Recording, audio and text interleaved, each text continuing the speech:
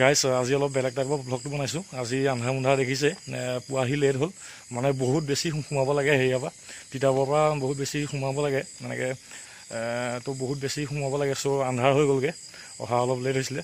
তো হ'লেও ৰাতি হ'লেও ৰাতি পৰিৱেশটো আপোনালোকক দেখাওঁ ব'লকচোন, বালিজান বুদ্ধিষ্ট টেম্পলৰ ব'লকচোন, সোমাই যাওঁ ভিতৰলৈ। আপোনালোকক যিমান পাৰোঁ চেষ্টা কৰিম দেখাবলৈ। তো ভ্লগটো লাষ্টলৈকে চাব, বেছি দীঘলীয়া নহয় ভ্লগটো, তেনেই ছুটি হ'ব। তো এণ্ডলৈকে চাব আৰু কেনেকুৱা পায় কমেণ্টত জনাব। তো ব'লকচোন অলপ সোমাই যাওঁ।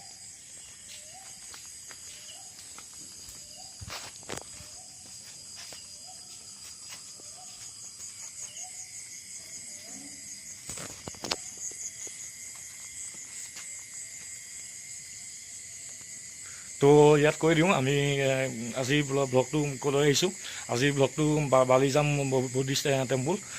তো বহুত সোমাব লাগে তিতাবৰৰ পৰা, তো অলপ দেৰি হ'ল। তো ব'লকচোন সোমাই যাওঁ, আপোনালোক ধুনীয়াকৈ দেখাই আছোঁ।